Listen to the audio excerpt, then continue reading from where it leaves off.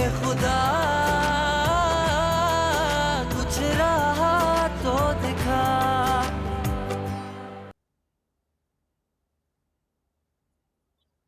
मीरा,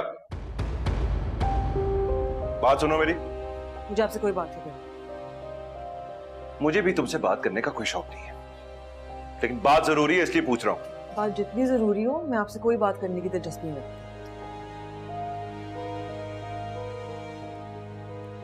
बता दें, और शायद कुछ काम की बात होगी तभी वो पूछ रहे हैं। तुम बीच में मत पड़ो, अच्छा? और ज्यादा बाजी बाजी करने की जरूरत नहीं है। भूल गई हो क्या किया इसने तुम्हारे साथ?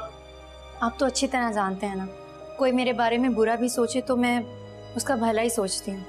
तुम सोचती रहो, मुझे कोई शौक नहीं। कहाँ जा रही हो? मैंने कुछ पूछा है तुमसे? हद में रहे साइमन। तुम अपनी हद में रहो, अच्छा?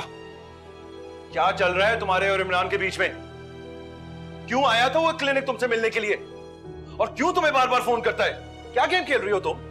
क्या मीरा बाजी इमरान से मिल रहे हैं? हाँ। लेकिन क्यों बाजी? यही तो पूछ रहा हूँ, बताएगी ना ये? बताएं बाजी, अब कौन सा खेल खेल रहे हैं आप मेरे लालची रिश्तेदारों के साथ मिलके?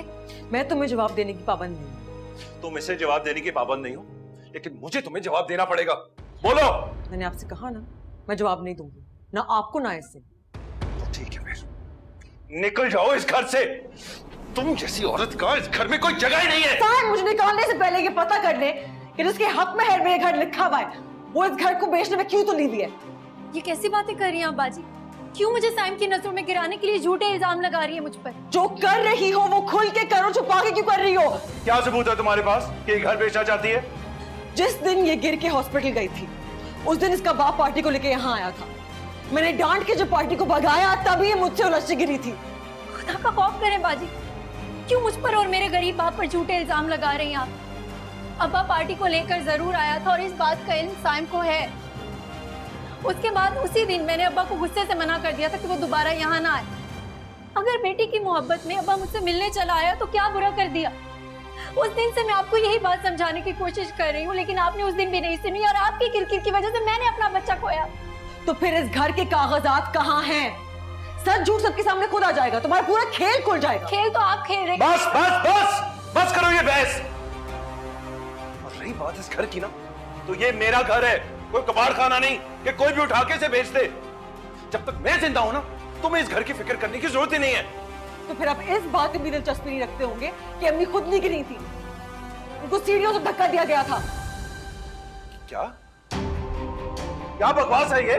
बकवास नहीं है, हकीकत है, और बहुत जल्द मैं सबके सामने ले आऊंगी। हाँ, अब इस बात का इल्जाम भी आप मुझ पर लगाएंगे, है ना? बिल्कुल, क्योंकि तुम ही मुजरिम हो। देखा देखा साइम, आपने, मैंने आपसे कहा है ना, ये मुझे सिर्फ आपकी नजरों में गिराना चाहती है और कुछ नहीं।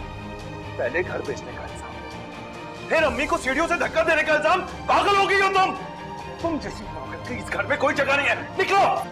साइम छोड़े, क्या करें साइम? साइम मेरा बेटा, अपना बेटा। कोई नहीं है तुम्हारा, हसन मेरा बेटा है, मेरे साथ रहेगा। मैं उसको लेके जाऊंगी। हसन जा रहे हो? छोड़ो मुझे, मत करो, निकलो यहाँ से। हसन दो मुझे, हसन, मेरा बेटा मुझे दो।